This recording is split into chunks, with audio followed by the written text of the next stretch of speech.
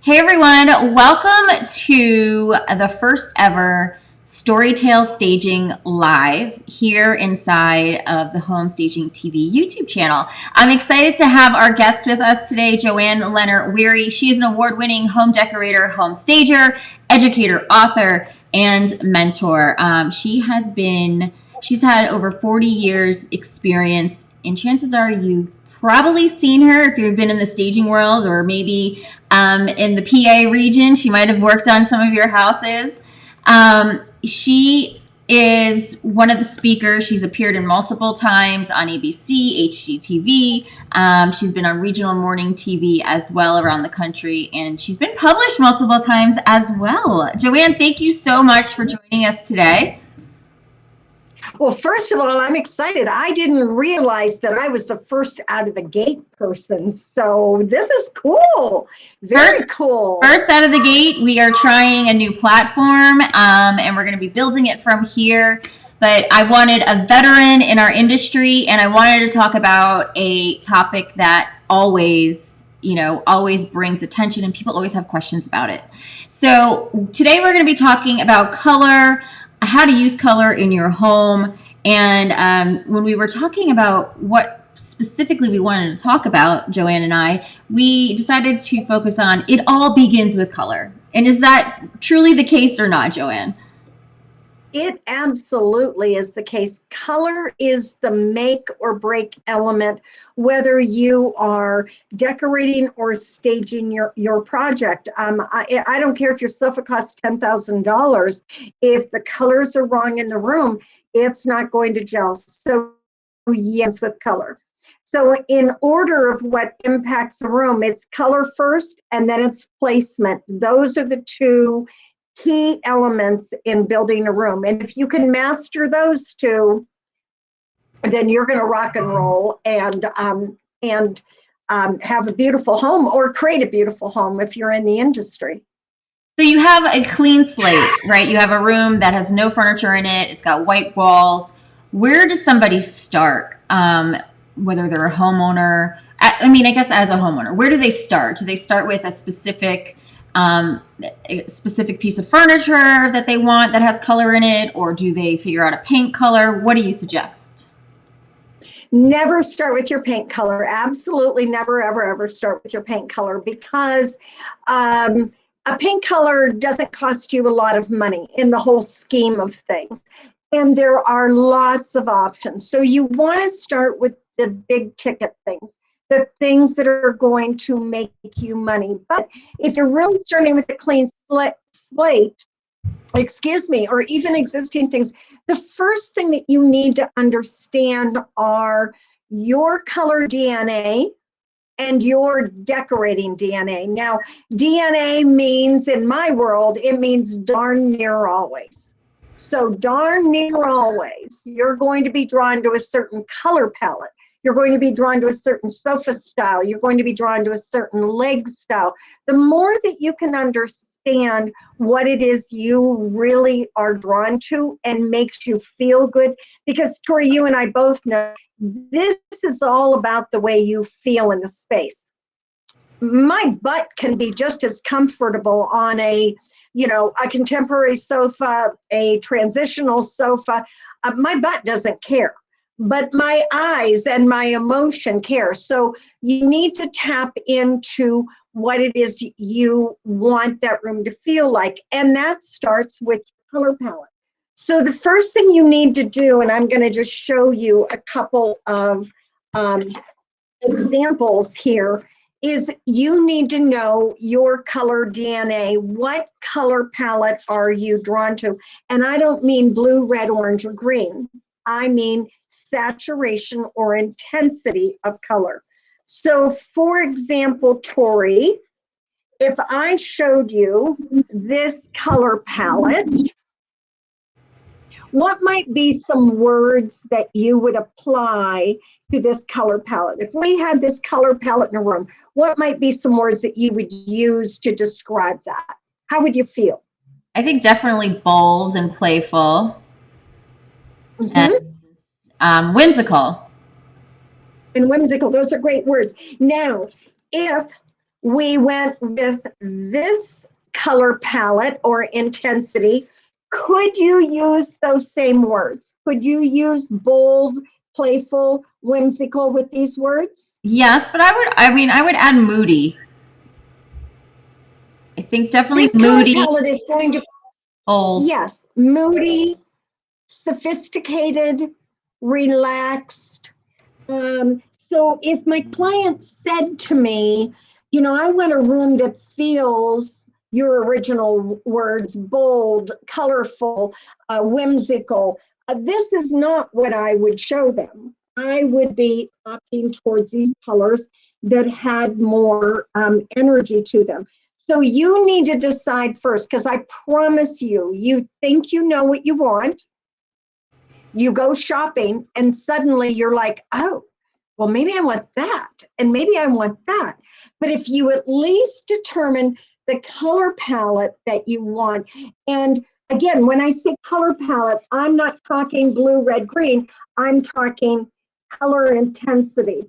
So what I have here are the 6 color families: red, green, yellow, orange, blue, violet. I have those 6 color families in both of these palettes. So what version of green do you want? What version of blue do you want? So that's the first thing you need to decide. It will help you to save money. It also will help you as you look around your room and you say, I'm ready for a makeover, but I have to keep some of the things that I like. And in the corner is a chair that looks like this, but you're really drawn to these neutralized colors. That green chair isn't going to work. So it helps you make a decision. This is not going to give me the look that I want. So discover your color DNA first. You're darn near always. Now, old school was look in your closet, see what colors you tend to buy all the time. But the bottom line is the way I dress and the way I decorate are not necessarily the same, because my closet's going to show a lot of black, although I do have a black bedroom, so I guess that's it. But for the most part, it is color intensity that we need to decide first. Where are you happy?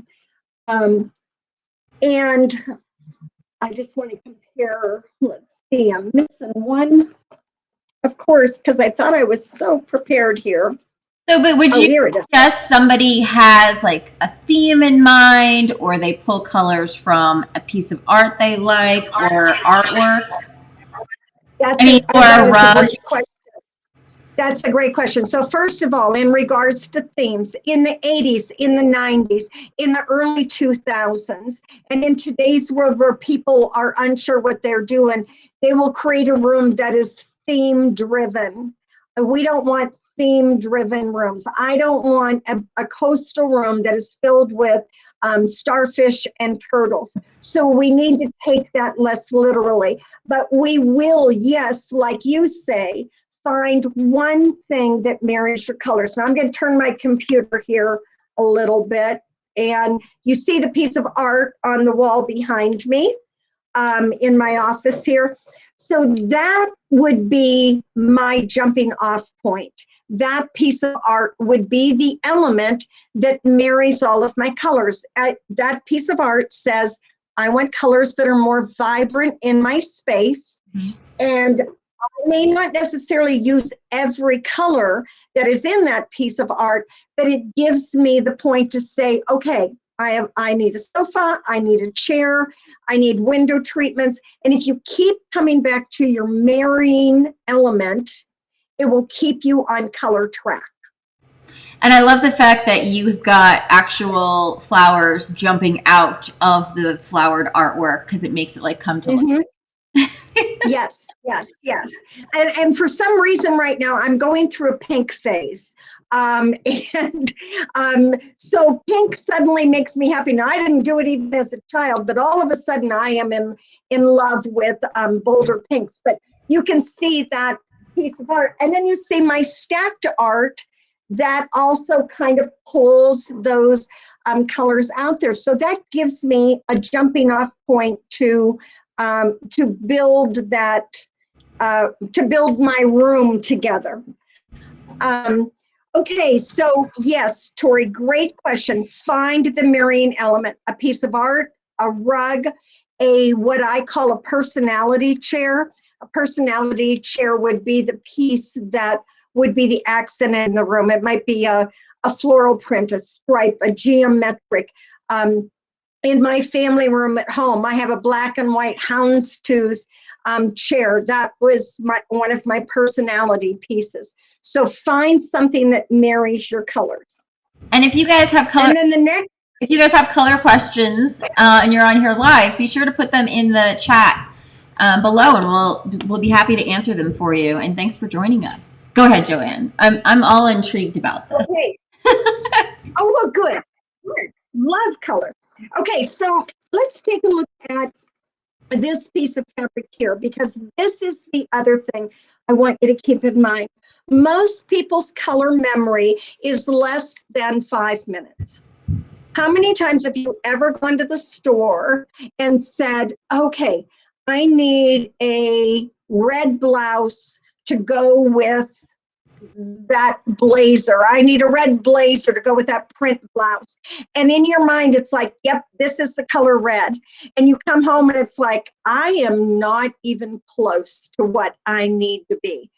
So one of the things that I encourage you to do is measure the colors that are in your room. And I do that with my paint samples. And you can get your paint samples at anybody's store, and I don't care whose they are.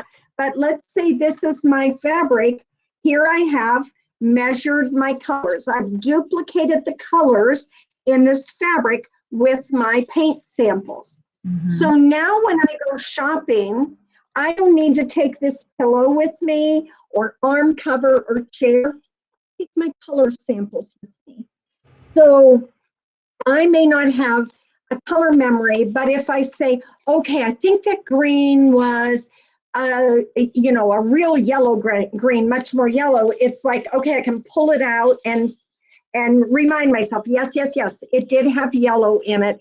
And also, don't get hung up on the exact color. It isn't that I have to match this color exactly. Notice, Tori, when I lay this strip on the fabric, do you see that I could use any one of those colors on this with this fabric and they'd work beautifully? It's not about dead matches. It is about finding things that I call melting into the color and not sitting on top like oil on a pot of oily soup. You want it to melt. Yeah, and all of those colors. No, and all of those colors work because they all have that same underlying undertone, right? Right. And it also is because in most paint company situations, they create what we call color threads. So these colors are all essentially the same, but they've been impacted in this particular case by white. I'm here, add a little white, add a little white, so these are the values of the color. So by working with paint strips that are color threads, then you're going to be able to duplicate that. Again, let's just look at this blue violet. If you overanalyzed it, you would see that none of these are dead-on matches, but see how I use any one of those colors on that strip, and again, it would blend in with it. So develop your color eye and look at how the colors are in the room. Now, where'd my other one go? Okay. And I love these examples. It's really good to be showing people this because they just see, they see a paint strip here and they're like, I don't know what to do with these chips. Like, I don't know what color to use. Do I go light? Do I go dark? Right. And that goes back to your emotion again. If you say to me, and that goes back to your DNA again, you're darn near always. Are you a person that likes your color wrapped around you like a big hug? then you're going to go deeper values. Mm-hmm. Are you a person who likes things relatively light with a pop of color? Then you're probably going to go mid values. Notice again with this fabric, I did the same thing. See how I measured the colors, and by using these strips, I could go shopping with these strips and know that any of those would work. So do you see how beautifully they melt into the fabric? And I think my light's canceling that out a little bit, but Yep. Oh, yeah, I see. yeah. Okay. Yep.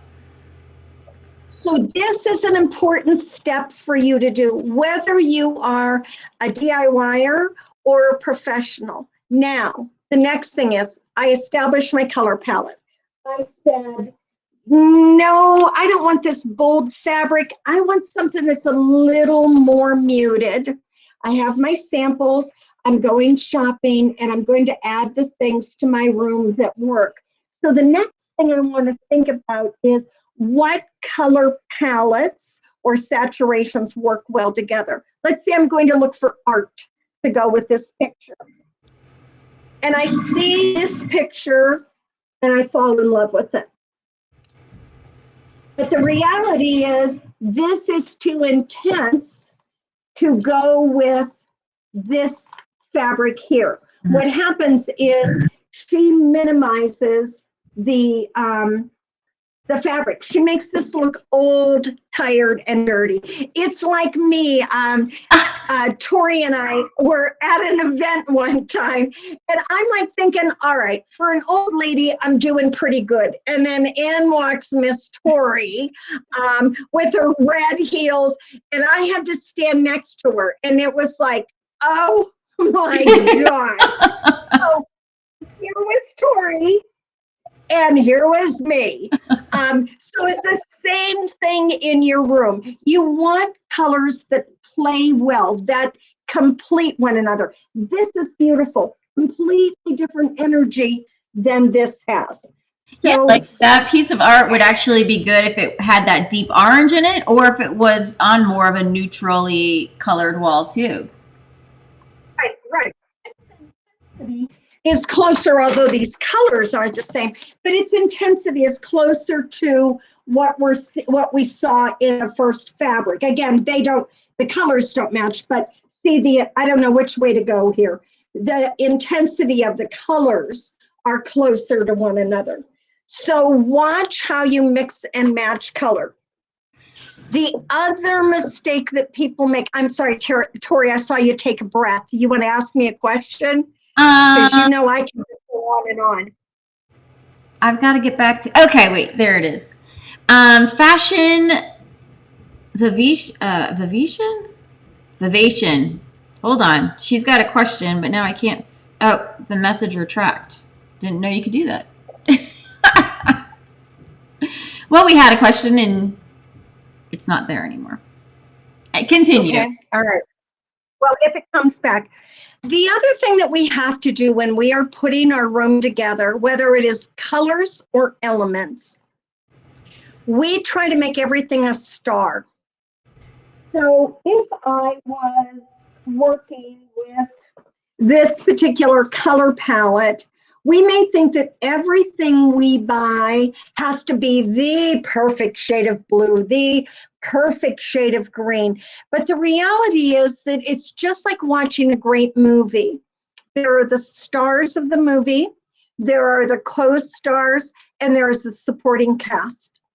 And it's the same thing in our room. You know, in this particular fabric, if I would get one look, if I used these teal colors on the walls, as opposed to using the neutral colors on the walls. So it's which look do you want to do? And don't think that I only can do, you know, the bold, bright one. We need stars, co-stars, and supporting cast in a room. I have a friend right now who is, with my help and guidance, she's redoing her family room. And she finds something and she loves it, and then that's all she wants to do. She is so used to everything having to match, be perfectly symmetrical. Her colors all, okay, I have this much green, and so I need this much blue. And it just needs to be more relaxed. If you are using color palettes, saturations that complement one another, it will all flow together. And again, the piece of art on the back wall. Mm-hmm.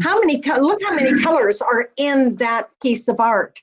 If I were putting a room together, I don't need to use every one of them, but I can pick and choose. So every color doesn't have to be brought into the room. I might say I want the art to be the star, so I'm going to keep the walls neutral. Or maybe I say I want the art and the walls to be at the same level, so I'm going to use one of the bolder colors in there. So same jumping off point, but it's how I put them together. And I love the fact that the art too, you could actually end up using the pink at one point and then redoing the room and using the blue or the green. Mhm. That's a great piece of art for, I mean, you in Arizona don't experience seasons like I do in Northwest Pennsylvania, but exactly, if that was in my home, you know, I'd change the colors of my throw pillows, my throws, you know, the florals that are in there with the season, and it just gives the art different life. I love it. What other, they're saying it's a little hard it's a little hard to see you because I think of the delay and stuff, but we apologize. We're working with some new technology here, so we're trying to make sure that we get you the best quality. But this is some amazing information, Joanne. Do you have any other tips to share? Well, I'm going to go grab my whites. And also, Tori, when you're done, if you find that this didn't work as well, we can always, you know, I'm game to re-record it, because at my age, I need to look as good as I possibly can out there. So if it's not working, girlfriend, we're going to redo it. Okay. We're on live. I hope you're enjoying. Now let me grow grass. So, guys, what color questions do you have? Make sure you put those in the comments below. And if you're checking out the replay, make sure that you, again, put your comments in, and we will be answering those as they come in. So when we began, I talked about the fact that we have 6 key color families. And, you know, we hear about the term undertones all the time.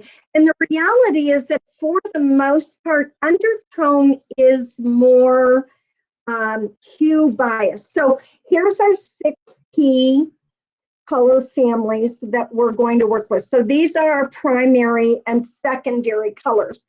Everything is going to evolve from these color families, including our whites.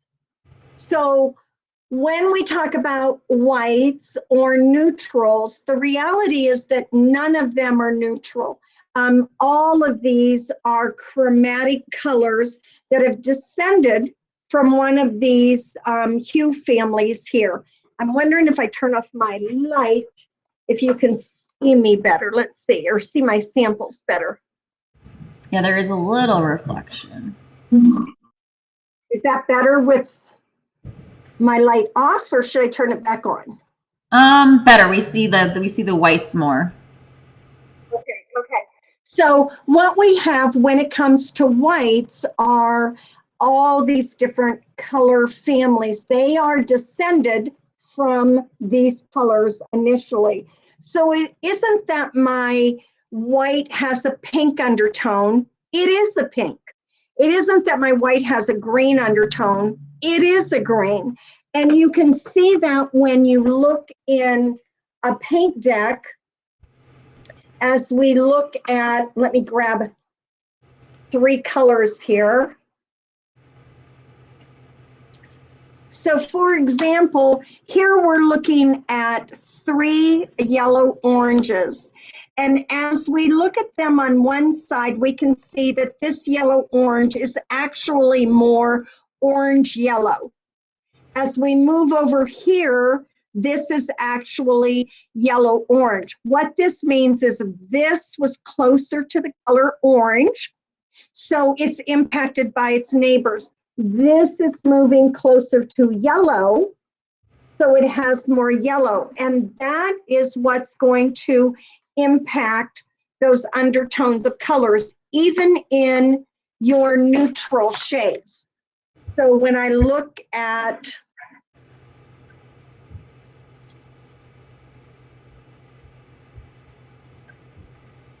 bear with me, talk amongst yourselves.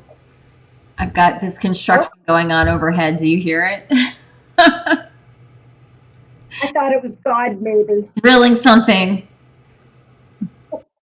Okay, so for example, as we look at these colors, these are blues. When we look, we're in neutral blues, but when we look here, and it may not show as well on camera, this has more green in it. It is a blue coming off of the blue-green family. This one has more purple in it because it's moving closer to purple. So I think so often that when we pick up a color deck, we just think it's a bunch of colors that were thrown in there, but there's a rhyme or reason. So learn how to use a deck effectively. In my color class, the Confident Color System, you can see that I have my students completely dismantle a deck. So we started with this, and I have them take it all apart. So each group of colors is individual, and it becomes much easier to work with, and you won't make the color mistakes that you can make when you're just working with a big deck. You understand the nuances of color. Yeah, that makes a lot of sense, because people will just get so overwhelmed looking at the color wall, you know, in Home Depot or Lowe's. They don't know which to pick, what brand to pick. Right. Do they go dark? Do they go light? This is a tool, if you're in the business, this palette guide is a tool that Sherwin-Williams created. And this is a great tool because what it does, it lays all of the colors out. So when you look at this, you can really see that progression of colors and the impact of its neighbors. You know, does it have more blue? Does it have more green? And that will help you when it goes on the wall, because when the client says, boy, I'm seeing a lot of green in that, it's like, well, that's because it is closer to a green. So when you pick a color, don't just pick a color because you think it's pretty. Know the whys. And that's critical in our industry. If you're an industry professional, you need to know the answer to the question, why is the sofa better there? Why is this color better? Why does this piece of art work in the room? Because if you know the whys, then you are going to have confidence.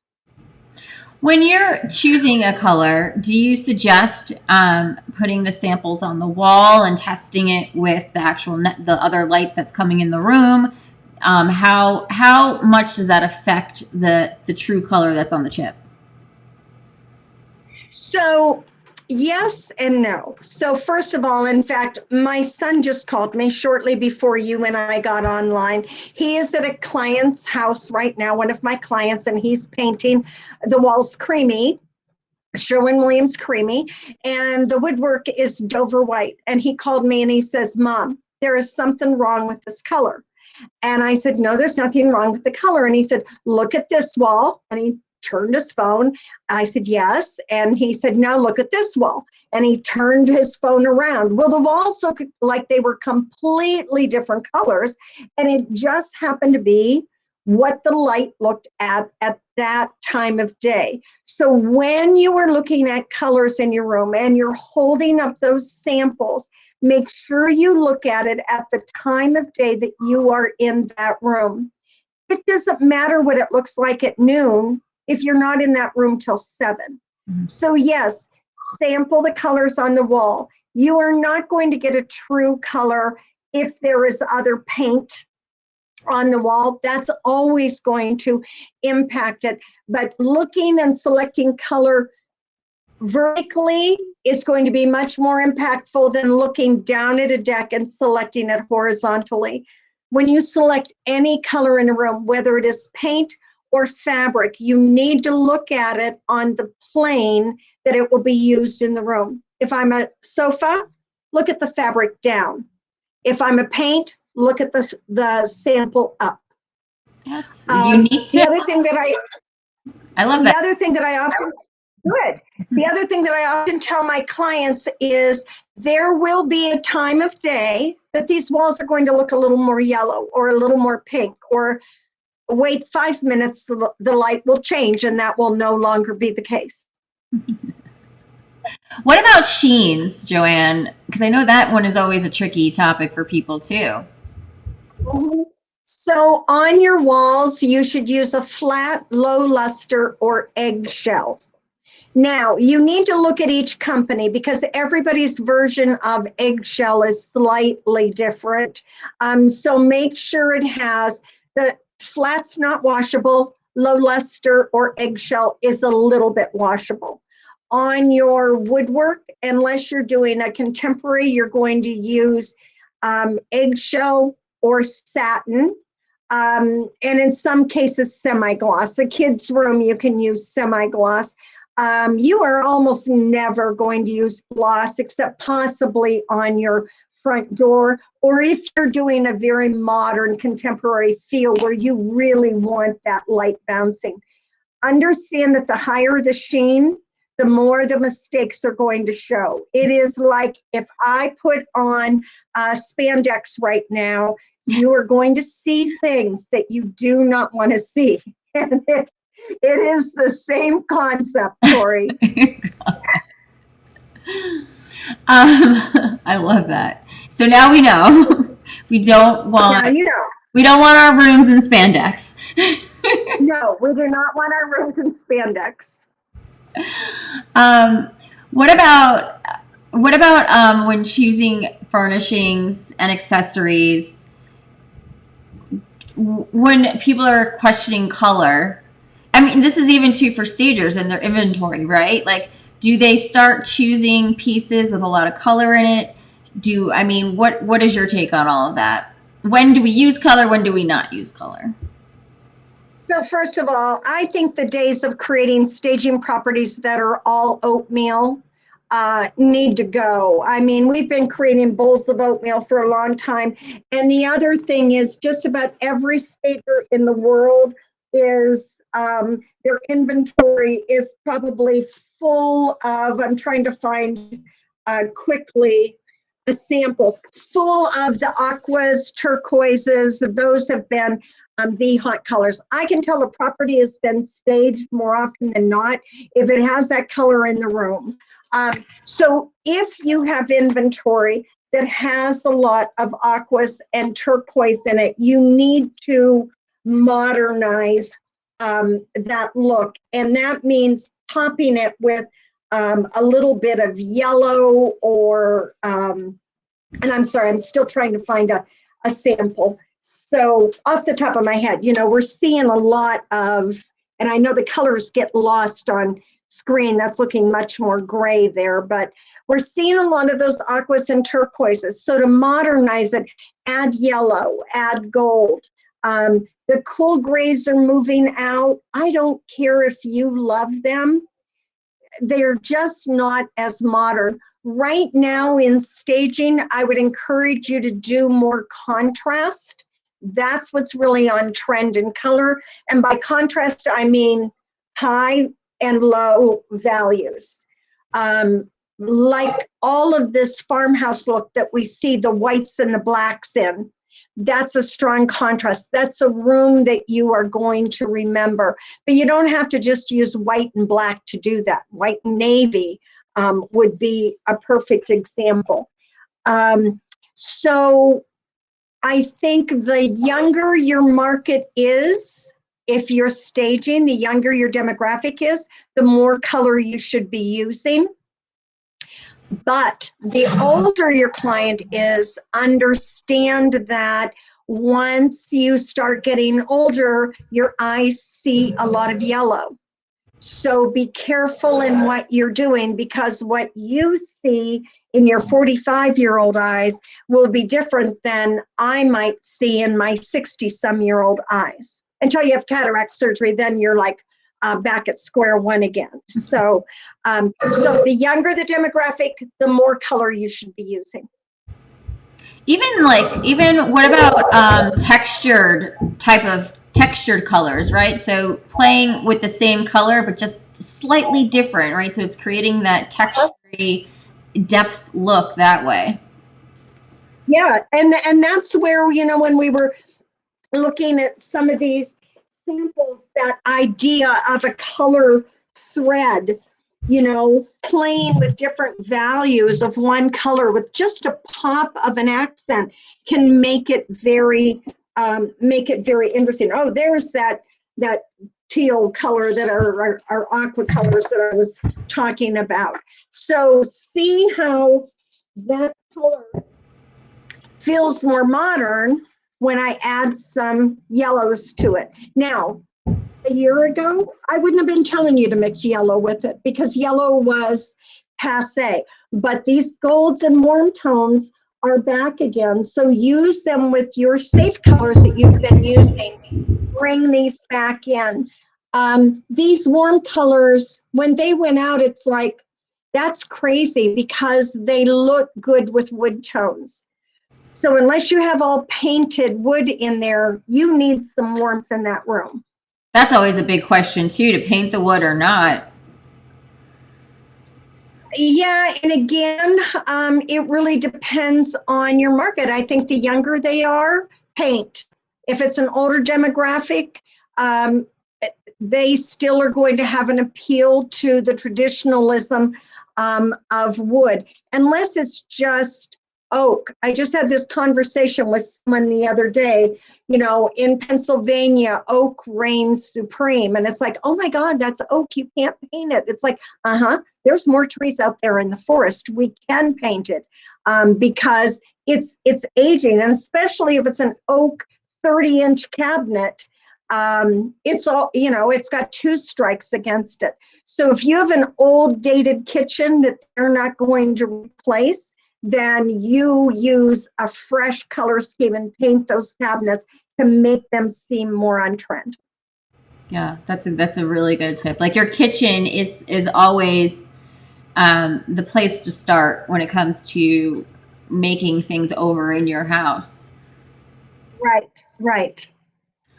Well, I know we could talk about this forever, and maybe we'll have to just have you come back and show us and tell us some more. What do you think about I was going to say, I can be an episode 100 because you're going to be around for so long.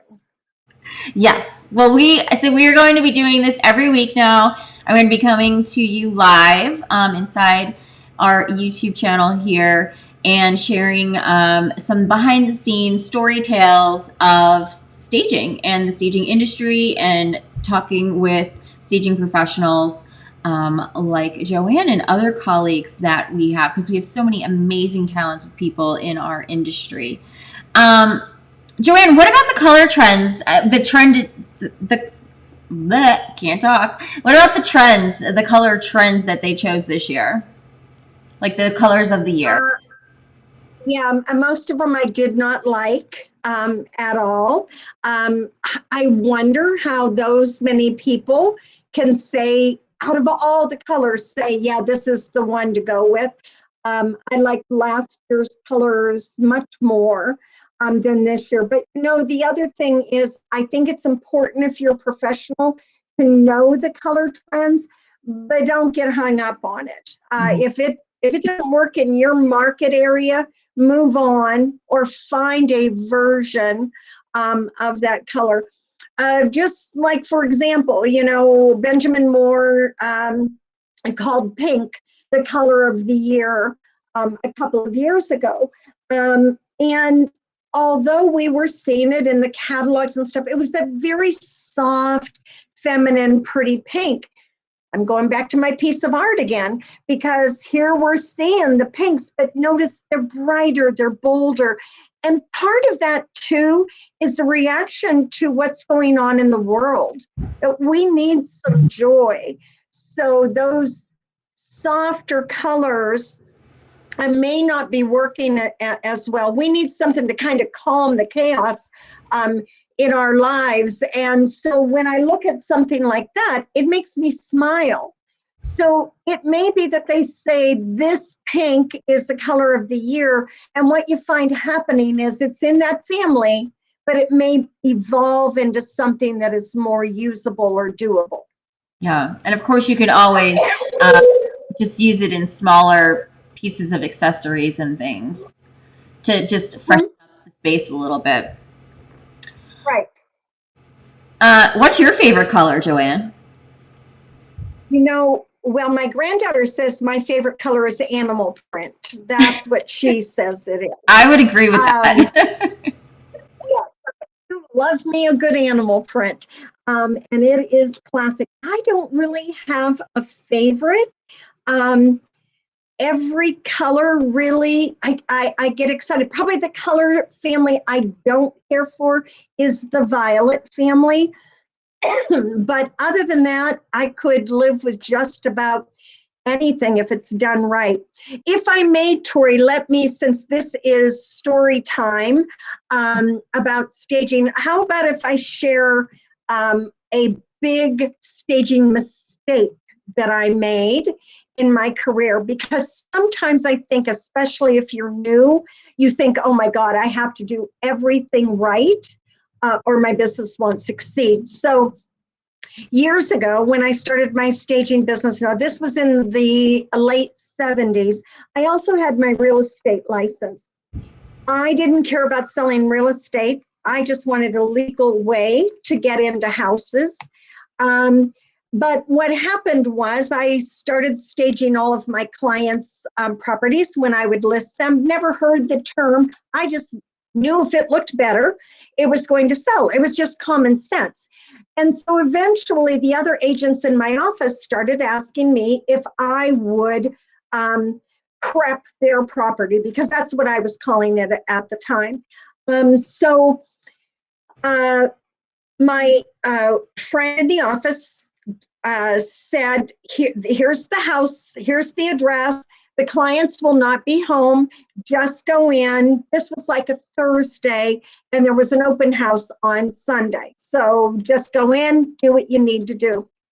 I showed up at the house, went in, rearranged, packed things, put things in garage, moved furniture, took stuff from the bedroom down to the living room. I was working my little heart out for about 4 hours, and then there were lights in the driveway, and then I thought, oh my God, the clients are home. And this couple walked in the door, and the man looked at me and said, and I'll speak frankly, who the hell are you? And I'm like, I'm Joanne Lenart Weary. I'm here to get your property ready for your open house on Sunday. And he said, my house isn't on the market. And in the meantime, his wife is going, oh my God, John, look what she did to our house. It looks absolutely beautiful. She is just running around so excited. He is so angry at me. And how did you get in? And who told you to come? And I said, I'm here. Brent told me to come and get this property. So I'm, very quickly dialing Brent. This was before cell phones. And I finally get Brent, and I said, Brent, I have a problem. I'm here. I staged the property at 2501. And he said, you're supposed to be at 2051. I had staged the wrong house. How did you even get in? Living where we live out in the rural area, and especially in the 70s, nobody locked their doors. Oh my God. So I just went in and did my duty. Now, what came of that, once he was done being angry at me, they became one of my best design clients ever. I worked with them for years and years in 3 different houses. I had to leave there and go to the right property now and stage it at 8 o'clock at night. But what I want to tell you is if you make a mistake, nobody died. We had many good laughs over that one. I ended up with a fabulous design client. So you're going to make some mistakes along the way. Move on. You know, the world won't end. You need to have a sense of humor. I think making the mistakes that much faster to success, right? You need to be making mistakes Absolutely. and failing in order to be more successful. Mm-hmm. Well, Absolutely. I love all of the color insights that you gave us today, and I loved all the props. It was really spot on. And if you guys have any questions as you are digesting this information, you can always put them in the comments below, or feel free to email me at tori@toritote.com. Joanne, if people want to know more about you, where should they go? In regards to today's topic, check out my website at confidentcolorsystem.com. confidentcolorsystem.com. There's some free videos there that you can access. It'll give you information about my color class if you're interested in doing something like that. And of course, feel free to reach out to me if you have any questions. You just made me think of one other question. So somebody who is in our industry, they're staging, and they haven't taken the plunge to offer color consultations. How valuable are they in someone's business? Oh my God. First of all, this weighs 3 pounds as opposed to an 80-pound sofa. First of all, so you don't break a sweat moving this in and out of the house. Second of all, people are terrified of color and making a color mistake. This is an easy way to supplement your income. And I always tell people your business should have 3 key revenue streams, and color is a great one to add. It'll open up doors for you that you didn't even know existed, and it'll help you build that credibility and visibility that you and I were talking about earlier, Tori.